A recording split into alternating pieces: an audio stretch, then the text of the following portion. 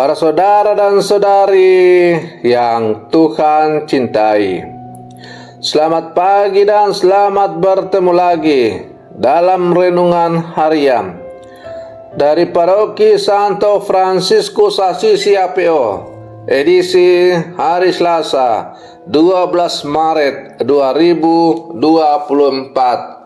dalam masa Prapaskah yang keempat. Mengawali hari yang baru ini, kita hendak mendengar dan merenungkan sabda Tuhan. Marilah sebelum kita mendengar dan merenungkan sabda Tuhan, kita berdoa. Dalam nama Bapa dan Putra dan Roh Kudus. Amin. Allah Bapa yang Maha Rahim, kami menjalankan masa tobat ini dengan semangat suci. Semoga dengan demikian kami menyiapkan diri untuk mewartakan berita gembira tentang karya penyelamatanmu. Bersabdalah ya Tuhan, kami siap mendengarkan. Terpujilah Engkau Bapa, Putra dan Roh Kudus, kini dan sepanjang segala masa. Amin. Para saudara dan saudari yang Tuhan cintai, sabda Tuhan yang hendak kita dengar dan kita renungkan untuk mengawali hari yang baru ini diambil dari Injil Yohanes pasal 5 ayat 1 sampai 16. Tuhan bersamamu. Inilah Injil suci menurut Yohanes. Sesudah itu, ada hari raya orang Yahudi dan Yesus berangkat ke Yerusalem. Di Yerusalem, dekat pintu gerbang domba, ada sebuah kolam yang dalam bahasa Ibrani disebut Bethesda. Ada 5 serambinya, dan di serambi-serambi itu berbaring sejumlah besar orang sakit, orang-orang buta, orang-orang timpang, dan orang-orang lumpuh yang menantikan goncangan air kolam itu. Sebab sewaktu-waktu turun malaikat Tuhan ke kolam itu dan menggoncangkan air itu. Barang siapa yang terdahulu masuk ke dalam sebuah goncangan air itu menjadi sembuh, apapun juga penyakitnya. Di situ ada seorang yang sudah 38 tahun lamanya sakit. Ketika Yesus melihat orang itu berbaring di situ, dan karena ia tahu bahwa ia telah lama dalam keadaan itu, berkatalah ia kepadanya, "Maukah engkau sembuh?" Jawab orang sakit itu kepadanya, "Tuhan, tidak ada orang yang menurunkan aku ke dalam kolam itu apabila airnya mulai goncang. Dan sementara aku menuju ke kolam itu, orang lain sudah turun mendahului aku." Kata Yesus kepadanya, "Bangunlah, angkatlah tilammu dan berjalanlah." Dan saat itu juga sembuhlah orang itu, lalu ia mengangkat tilamnya dan berjalan. Tetapi hari itu hari Sabat.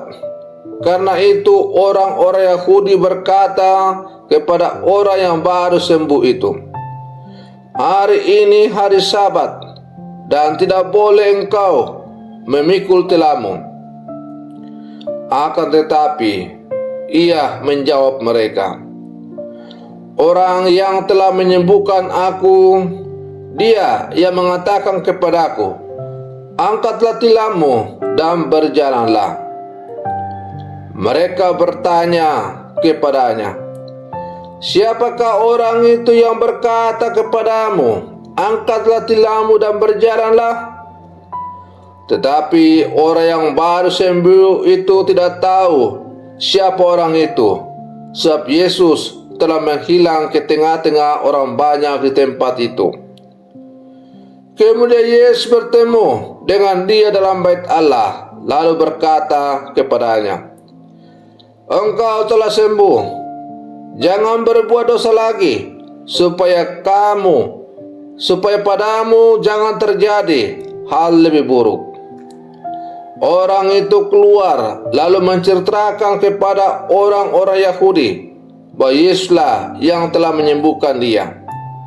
Dan karena itu orang-orang Yahudi berusaha menganiaya Yesus karena ia melakukan hal itu pada hari Sabat.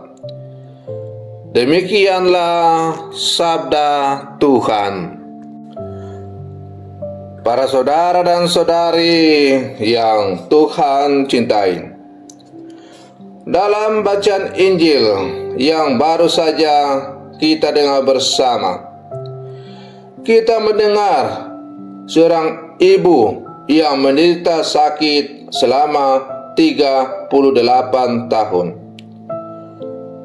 Kolam Siloam menjadi secercah harapan bagi si penderita sakit. Kolam ini dilihat sebagai jalan pulang dari rasa keterasingan dan keterbuangan karena sakit. Pikiran ibu ini rupanya selaras dengan bacaan kitab suci. Dalam bacaan pertama yang juga diperdengarkan oleh gereja pada hari ini. Sungai dalam bacaan pertama adalah sumber kehidupan dan kelimpahan.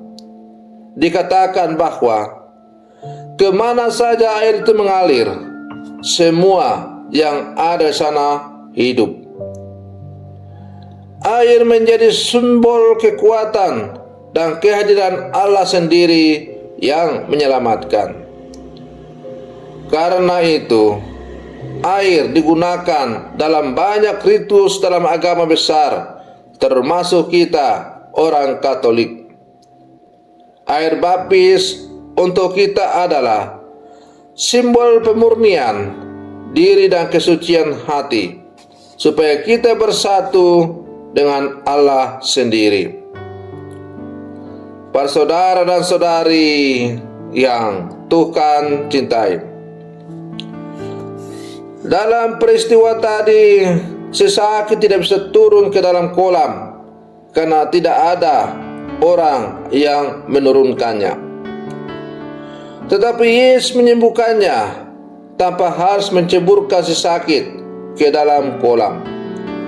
Hal ini menandakan diri Yesus sendiri sebagai sumber air hidup itu, yang melepaskan dahaga kita, yang membersihkan badan kita dan menjernihkan serta membeningkan hati, jiwa dan roh kita. Para saudara dan saudari yang Tuhan cintai, ya, Yesus adalah sumber air hidup. Yesus adalah satu-satunya solusi yang dapat memberikan segala-galanya kepada kita, asal kita sungguh-sungguh percaya dan berpasrah kepada Dia. Kita memang tidak sakit, lumpuh secara harafiah. Kita tidak haus secara jasmani, tapi kita lumpuh secara rohani. Kita membutuhkan air untuk membersihkan kekotoran dahaga rohani kita, karena kita jatuh ke dalam dosa. Maka itu hanya bisa dilakukan oleh Yesus. Yesus bertanya kepada kita, "Maukah engkau sembuh?" Apabila kita menjawab ya, bahwa kita mau sembuh, maka yakin dan percayalah bahwa Yesus akan menyembuhkan, mengampuni kita dari segala penyakit rohani yang kita derita. Tapi itu hanya bisa terjadi apabila kita sungguh-sungguh percaya dengan menjawab ya kepada Yesus. Para saudara dan saudari yang Tuhan cintai, kita sekarang berada pada masa Prapaskah yang keempat. Kita memasuki akhir-akhir masa retret agung kita.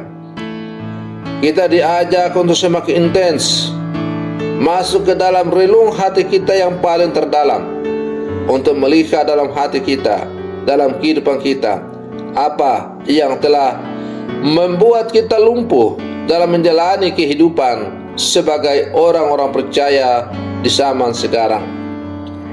Dan kalau kita telah menyadari kelumpuhan-kelumpuhan yang kita alami, kita hanya bisa sembuh apabila kita berkata kepada Yesus, "Aku mau sembuh." Maka semoga dengan selalu menyerahkan diri secara total kepada kehendak Allah, kita akan menjadi orang-orang yang disembuhkan dari berbagai macam kelumpuhan rohani yang kita alami dalam kehidupan kita. Semoga permenungan saya untuk mengawali hari yang baru ini semakin menghantar kita menjadi orang-orang murid Yesus yang sejati di zaman sekarang. Selamat pagi, Tuhan Yesus memberkati.